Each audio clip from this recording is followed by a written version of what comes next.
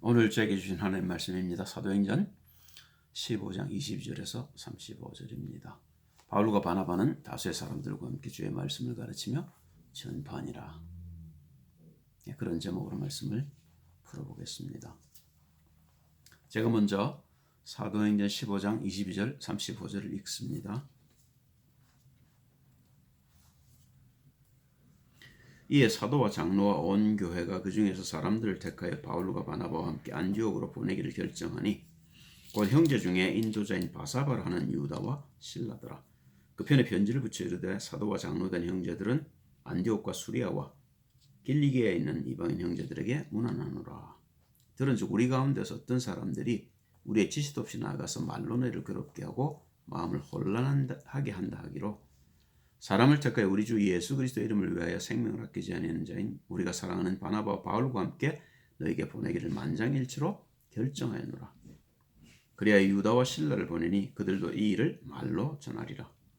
성령 우리는 요긴한 것들 외에는 아무것도 너에게 지우지 아니하는 것이 옳은 줄 알았노니 우상의 제물과 피와 목매어 죽인 것과 음행을 멀리할지니라. 이에 스스로 삼가면 잘 되리라. 평안함을 원하노라 하였더라. 그들이 작별하고 안디옥에 내려가 무리를 모은 후에 편지를 전하니 읽고 그 위로한 말을 기뻐하더라. 유다와 실라도 선지자라 여러 말로 형제를 권면하여 굳게 하고 얼마 있다가 평안히 가라는 전송을 형제들에게 받고 자기를 보내던 사람들에게로 돌아가되 바울과 바나바는 안디옥에서 유하며 수도한 사람들과 함께 주의 말씀을 가르치며 전파하니라. 서론입니다.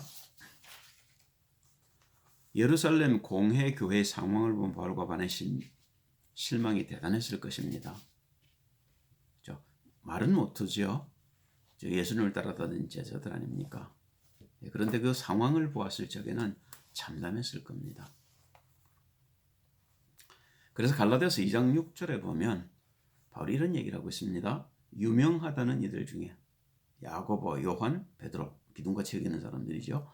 본래 어떤 이들이든지 내게 상관이 없으며 하나님은 사람의 외모를 취하지 아니하시나니. 예수님의 수제자, 그런 걸 하나님이 안 보신다는 겁니다. 그죠? 총회장, 요즘 말하면 이제 그런 거죠. 그런 게 중요하지 않다는 겁니다. 큰 교회를 했던 목사님들 중에서 더러 그런 분들이 계셔요. 내 목회 실패했다. 저는 그게 무슨 말인지 이해가 될 것 같습니다. 그죠? 교회가 큰 게 중요하지 않다는 겁니다. 뭐 교회가 크면 틀렸냐 그 말은 물론 아닙니다만은 저는 뭐 교회도 사실 정말로 적고 있다고 할 만한 처지가 아닙니다만은 저하고 비교하겠다는 건 아니고요. 저 유명한 이들은 내게 더해 준 것이 없고 배운 게 없다고 말입니다. 그죠? 배울 게 사실 없었을 거죠. 없었을 겁니다. 그 말은요, 바울은 혼자서 말씀 속에서 하나님의 영감을 받았고 계시를 받았다는 거죠. 베드로도 이 사실을 인정합니다. 베드로후서 3장에 보면 베드로가 이런 얘기를 하고 있습니다. 또 우리 주의 오래 참으심이 구원이 될 줄로 여기라.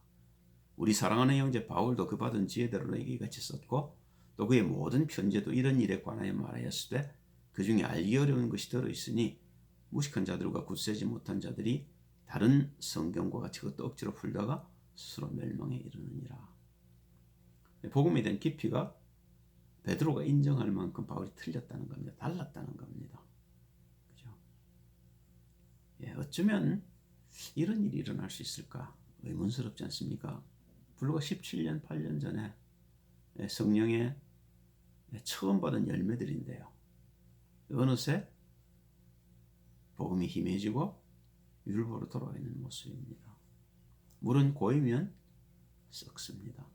우리가 받은 복음도 마찬가지입니다. 우리가 이 복음을 증거해야 되는 이유 중에 하나가 그거죠. 사도행전 2장 42절에도 보면 사도들의 가르침을 받아 제일 첫째가 뭐죠? 교제함입니다. 그리고 떡을 떼며 기도도 하는 거죠.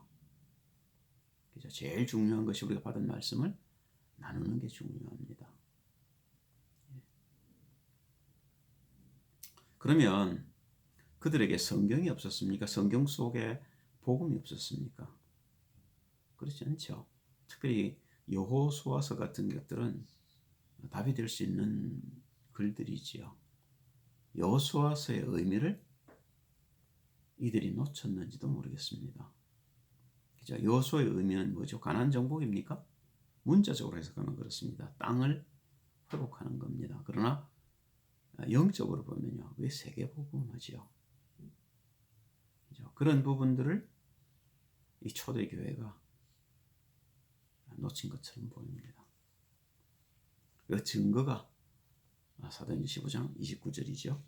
다시 읽습니다.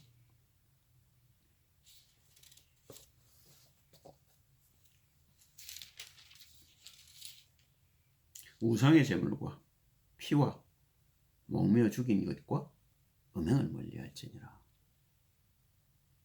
그죠? 이 부분을 사실은 그 우상에 바친 제물 같은 건 우리가 어젠가요 봤죠. 토요일 날 봤을 겁니다. 토요일 메시지 본 것 같은데 먹어도 되고 안 먹어도 되는 거죠. 그죠? 바울은 그렇게 이해를 했습니다만은 그죠? 그러니까 벌써 틀린 거 아닙니까? 음행했다. 그 회개하면 됩니다. 그죠? 우리가 육신을 입고 있기 때문에 그런 죄를 범할 수 있는 거죠. 그럼 늘 해도 괜찮다. 그 말은 물론 아닙니다만 그 죄죠. 죄가 아니란 말도 아니고요. 그러나 우리가 육신을 가졌기 때문에 실수할 수 있는 겁니다. 예. 그런데 이런 것들을 명문화했다는 자체가 복음이 힘해졌다는 증거죠. 그러면 아버지의 뜻이 무엇일까요? 창세기 3장 15절에 보시면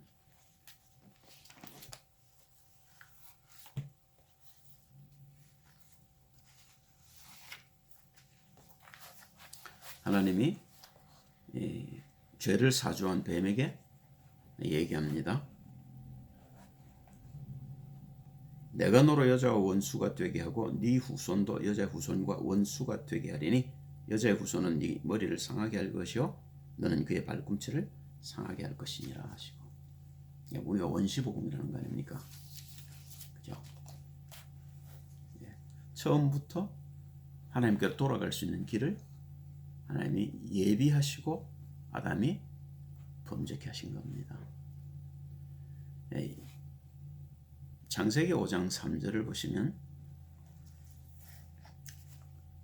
아담이 130세 자기 모양 곧 자기의 형상과 같은 아들을 낳아 이름을 셋이라 하였고, 복음 증거 언약 전달을 아벨에게 했는데 가인이 죽입니다. 그러니까 가인과 아벨의 얘기를 빼고 셋 얘기를 바로 넣었습니다. 그 말은요, 우리가 복음을 전하려 하면 사단이 방해한다 그 말이죠. 그런 것들을 우리가 알고 해야 된다 그런 얘기를 하는 겁니다. 그러면 하나님이 아이고 내가 안 되겠구나 하고 손을 놓습니까? 그럴 리가 없죠. 그래서 셋을 주시고 셋을 통해서 언약을 전달해 가는 겁니다. 아벨에게 무슨 특별한 잘못이 있었느냐 그건 모르겠습니다. 그죠? 그러나 아벨이 실패를 했고 가인 때문에 그 언약은 다시 셋에게 넘어온 겁니다. 그렇게 해서 이제 10대를 전달되죠. 그 10번째 인물이 노아 아닙니까?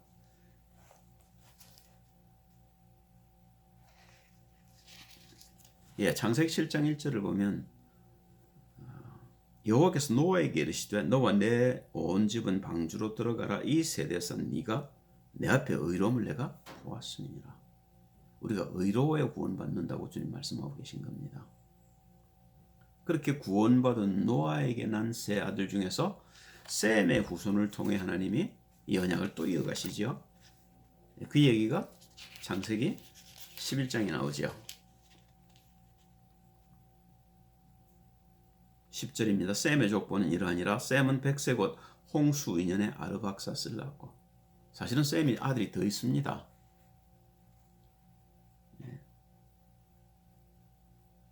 그렇죠. 그런데 하나의 이름만 딱 적어놨죠. 그리고 26절에 가면요, 데라는 70세 아브라함과 나홀과 하란을 낳았더라. 드디어 이제 아브라함의 이름이 나옵니다. 그 아브라함을 창세기 12장 1절 3절에 하나님이 부르시지요. 여호와께서 아브라함에게 이르시되 너는 너의 고향과 친척과 아비의 집을 떠나 내가 네게 보여줄 땅으로 가라. 네가 익숙한 곳을 떠나서 새로운 세계로 가라는 겁니다. 우리가 육신에 익숙해 있습니다. 우리 날 때부터 죄를 가지고 육신을 입고 이 땅에 왔기 때문에 그런 것이지요. 그런데 하나님은 그래서 예수를 보내셔서 그를 십자가에 대속해 하시고 부활하셔서 우리에게 영의 세계로 가라고 지금 지시하는 겁니다. 오직 성령이 너에게 임하시면 너희가 권능을 받고 예루살렘 온 유대와 사마리아와 땅 끝까지 이르러 증인되리라 하신 약속의 말씀이 창세기 12장에 아브라함을 통해서 지금 주어지고 있는 겁니다. 내가 너로 큰 민족을 이루고 네게 복을 주어 네 이름을 창대케 하리니 너는 복이 될지라. 복의 근원이 될지라 그 말이죠. 너를 축복하는 자에게 내가 복을 내리고 너를 저주하는 자에게는 내가 저주하리니 땅의 모든 족속이 너로 말미암아 복을 얻을 것이라 하시니라. 로마서 4장에 바울이 이 얘기를 할례자와 무할례자의 아버지 되신 아브라함을 얘기하면서 합니다. 이스라엘 백성이 물론 가까이는 났습니다. 아브라함을 통해서 이삭이 나고 이삭을 통해서 야곱이 12지파가 나고 그 12지파를 통해 이스라엘이 형성이 되지요. 그러나 더 깊게 내려가면요. 그렇게 통해 오신 그리스도 예수를 통해서 온 세계가 복음을 받아야 된다고 얘기하고 있는 겁니다. 그래서 로마서에서 바울이 믿는 자와 믿지 않는 자의 조상이 되려고 할례 받은 자와 할례 받지 못한 자의 조상이 되려고 아브라함을 부르셨다고 얘기하고 있는 겁니다. 아브라함 그렇게 본 바울의 눈이 정확한 것이지요. 그래서 바울은 세계를 복음화했고 아직도 이방인과 유대인을 구별하던 예루살렘 교회 초대교회가 하나님께 쓰임받지 못했던 이유이기도 하는 거죠.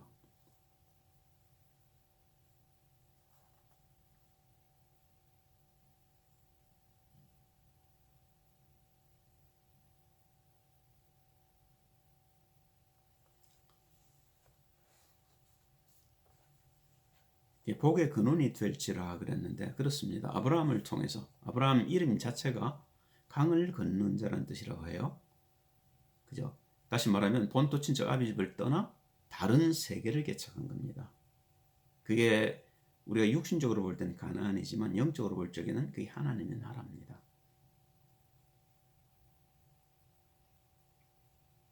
그래서 복의 근원이 된 거지요. 사도행전 2장에 오순절날 마가의 다락방에서 성령 체험을 했던 자들을 통해서 세계가 복음화된 것처럼, 그죠? 예.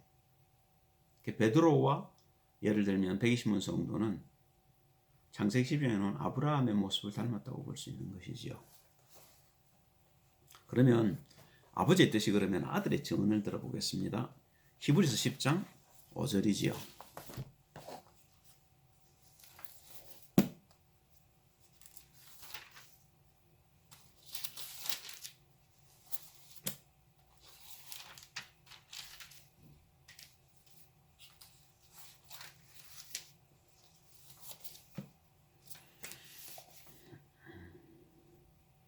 그러므로 주께서 세상에 임하실 때 이르시되 예수님이 이 땅에 오셔서 하신 말씀 그 말입니다. 하나님이 제사와 예물을 원하지 아니하시고 오직 나를 위하여 자신을 위하여 한 몸을 예비하셨도다. 번제와 속죄제는 기뻐하지 아니하시나니 이에 내가 말하기를 하나님이여 보시옵소서 두루마리 책에 나를 가리켜 기록한 것과 같이 하나님의 뜻을 행하러 왔나이다. 하나님의 뜻은요. 죄지은 아담의 모든 죄를 그리스도 예수께 옮기고 그를 십자가에 죽이심으로 모든 우리의 죄를 대속하시겠다는 것이지요. 그래서 십자가 부활이 우리에게 중요한 거죠. 그리스도 예수께서는 자신이 누구라는 걸 아셨단 말입니다. 그죠? 그러니까 유대인들이 물었을 적에 요한복음 8장 24절에 보면 유대인들이 묻으면 25절에 묻죠. 네가 누구냐? 나는 처음부터 말해온 자니라. 그 말은요. 내가 처음부터 주장했던 내가 그리스도다. 그 말입니다. 내가 메시아다. 누가복음 4장 18절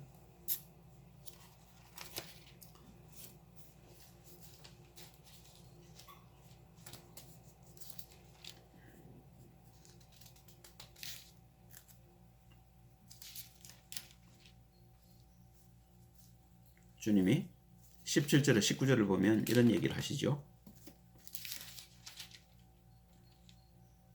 선지자 이사야 글을 드리거늘. 회당에 이제 글을 읽으려니까 이사야 책을 그 회당장이 주었단 말입니다. 그러니까 61장을 피신 겁니다. 그래서 그걸 읽습니다. 이사야 61장을 읽습니다. 책을 펴서 이렇게 기록한 글을 찾으시니 곧 주의 성령이 내게 임하셨으니 이는 가난한 자에게 복음을 전하게 하시려고 내게 기름을 부으시고 나를 보내사 포로된 자에게 자유를 눈먼 자에게 다시 보게 함을 전파하며 눌린 자를 자유롭게 하고 주의 은혜를 전파하게 하려 하심이라 하였더라. 61장 1절 2절을 읽습니다. 이 예언된 메시아가 나다 그 말이죠. 처음부터 주님은 자신이 그리스도이신 것을 메시아인 것을 말씀하셨다는 겁니다. 8장 24절에도 보시면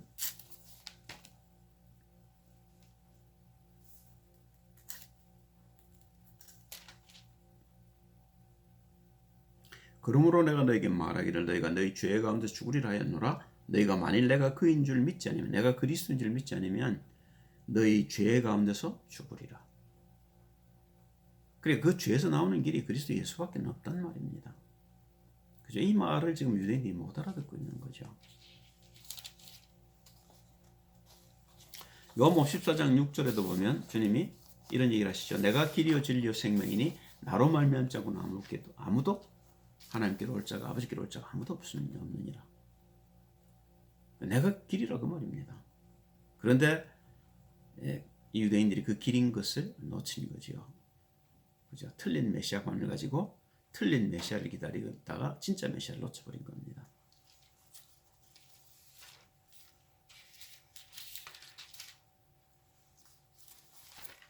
요한복음 13장 34절 35절에 주님이 이제 유월절 만찬하시면서 내일이면 돌아가실 거지요.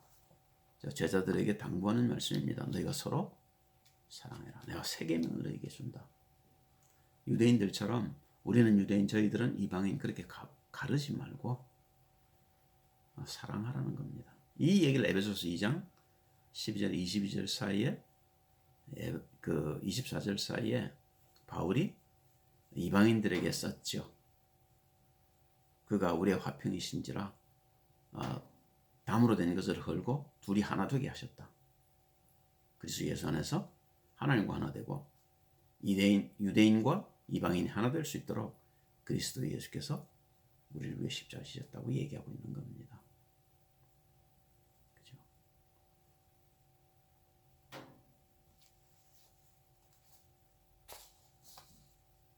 종교는 눈에는 눈, 이에는 이 그렇게 가리키는데 주님은 우리에게 뭘 가르치냐면 서로 사랑하라고 가르칩니다. 그죠? 율법은 그렇죠. 이에는 이, 눈에는 눈. 그러나 신약은요, 복음은요, 사랑하라는 건데 용서하라는 겁니다. 네, 내가 살아있으면 용서가 잘 안 되지요. 그죠? 그래서 십자가와 부활을 주신 겁니다. 자, 그러면 성령의 일은 무엇일까요? 그렇게 우리에게 십자가 죽으시고 부활하셔서 우리에게 성령을 주셨는데 그 성령이 하시는 일은요. 성령은 우리가 보호회사라고 하죠. 우리를 보호하고 우리에게 은혜 주시고 위로하시고 그리고 우리를 인도하시지요. 그걸 고린도후서 4장 7절 9절에 보면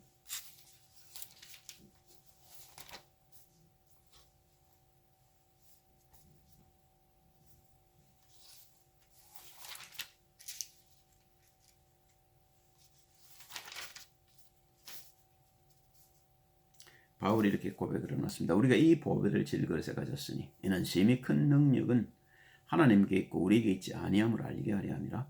우리가 사방으로 우겨쌈을 당하여도 쌓이지 아니하며 답답한 일을 당하여도 낙심하지 아니하며 박해를 받아도 버린 바 되지 아니하며 거꾸로뜨림을 당하여도 망하지 아니하고 우리가 어려움에 처할 적에 하나님 우리를 건져 주실 거라는 믿음이죠. 그리고 바울은 그 삶을 살았기 때문에 성령께서 어떻게 자기와 함께 했다는 걸 잘 압니다. 이건 경험에서 나온 이야기지요.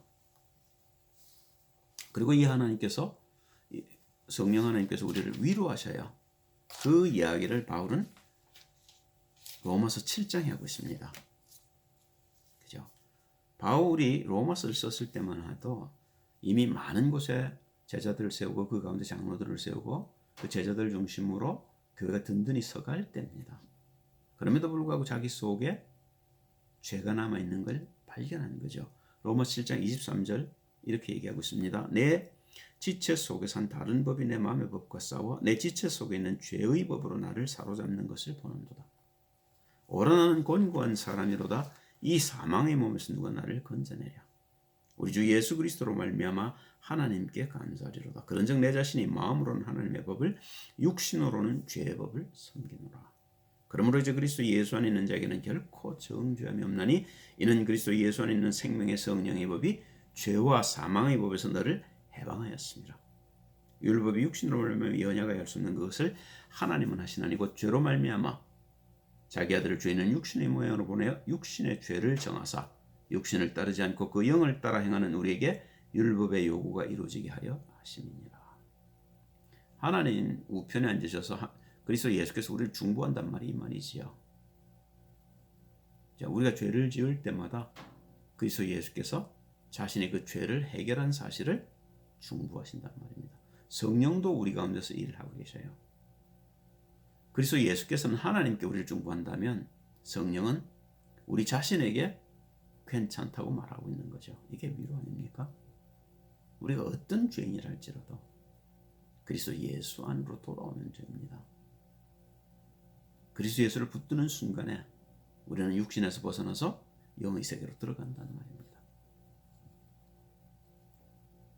세 번째가 성령의 인도입니다. 요한복음 16장 13절이죠.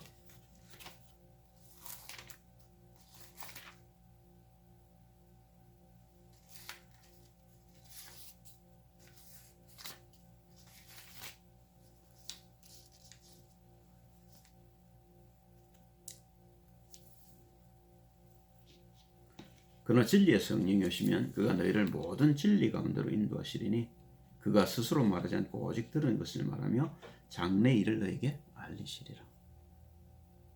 말씀이 우리를 자유케 한단 말입니다.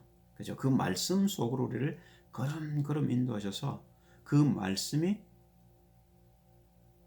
나를 넘어설 수 있도록 도와준다는 거죠. 요한복음 8장 31절 32절에 주님이 제자들과 바리새인들에게 미리 하신 말씀이 있죠. 그러므로 예수께서 자기를 믿은 유대인들에게 이르시되 너희가 내 말에 거하면 참으로 내 제자가 되고 진리를 알지니 진리가 너희를 자유롭게 하리라. 자유롭다는 말은요, 우리가 어딘가에 아직도 얽매여 있다는 말 아닙니까? 그런데 진리를 알면요, 진리가 우리를 그 얽매였던 자리에서 우리를 해방시킨단 말입니다. 이 일 때문에 하나님께서 우리에게 성령을 보내셨고 그 성령이 우리가 충만해야 될 이유가 여기 있다는 말입니다. 그죠? 그런데 내가 어줍지 않게 내가 성령의 충만함을 받았다고 생각을 해버리면 어떻게 되죠? 그게 교만이란 말입니다. 그래서 결론입니다. 고린도전서 10장 12절에 바울이 이런 얘기를 하고 있는 겁니다. 그런적 선줄로 생각하는 자는 넘어질까 조심하라는 겁니다. 그죠? 이거 대단히 중요한 이야기입니다. 마태복음 7장에도 보면 너희가 주여 주여 하는 자마다 다 하나님 나라에 들어가는 거 아니다. 우리가 주의 이름으로 귀신을 쫓아내고 병자 고치고 선제 노릇하지 않았습니까? 내가 너희를 도무지 모르나니 불법 행하는 자들 내게서 떠나가라 이렇게 얘기를 하셔요. 예. 그 말은요, 우리가 그리스도를 충만하게 알아야 된다는 겁니다. 그래서 바울은 고린도전서 13장 1절 3절에 사랑에 대해서 이렇게 얘기하고 있습니다.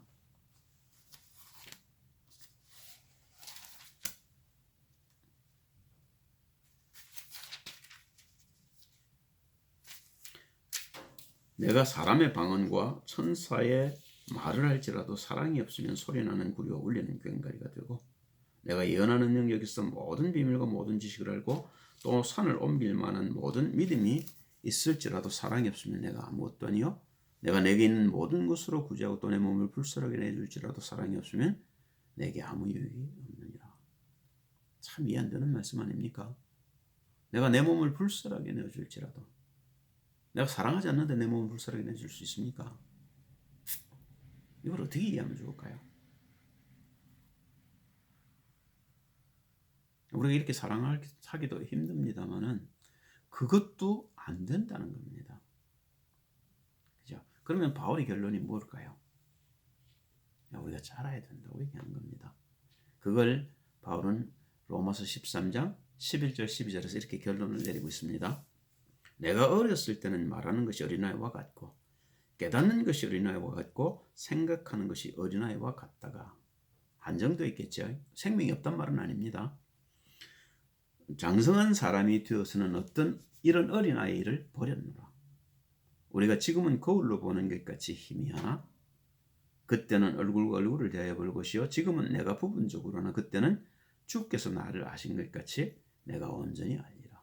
이게 성령이 우리 가운데 오셔서 하시는 일이란 말입니다. 그죠? 이게 마치 뭐를 우리에게 일깨워 주느냐면 주님이 나와 아버지는 하나이니라. 주님 말씀이 그렇지 않습니까? 우리가 완전하라고 얘기를 하시는데요. 그죠? 그렇게 되면 우리가 하나님이 우리를 아시는 것처럼 우리가 하나님을 알 수 있다는 겁니다. 이게 하나님과의 완전한 합일이죠. 이게 임마누엘의 비밀이고 이 일을 교회를 통해서 하나님이 이 땅에 이루시겠다는 겁니다. 그게 마태복음 22장에 나오는 천국의 혼인잔치의 비유입니다. 이 일 때문에 하나님은 지금도 일하시고 성삼위일체로 나타나셨고 성령으로 지금도 우리 가운데 역사하고 계시단 말입니다. 이 일 때문에 여러분과 제가 부름을 받았다는 사실을 기억해야 합니다. 기도합니다. 할렐루야. 주님 찬양을 드립니다. 알면 알수록 얼마나 우리가 부끄러운지 모르겠습니다. 아직도 우리는 많은 부분을 해결을 받아야 하고 주님 보시기에 아직 너무 어리고 미숙합니다. 그러나 주님께서 성령으로 우리를 인도하셔서 성령의 충만한 자리까지 그리스도 예수의 장성한 분량까지 자라도록 도와주시면 이 보잘것없는 쓸모없는 인간도 하나님 앞에 들림받고 쓰임받는 복된 도구가 될 수 있겠습니다. 주의 긍휼을 바랍니다. 주 예수 그리스도 이름으로 기도합니다. 아멘.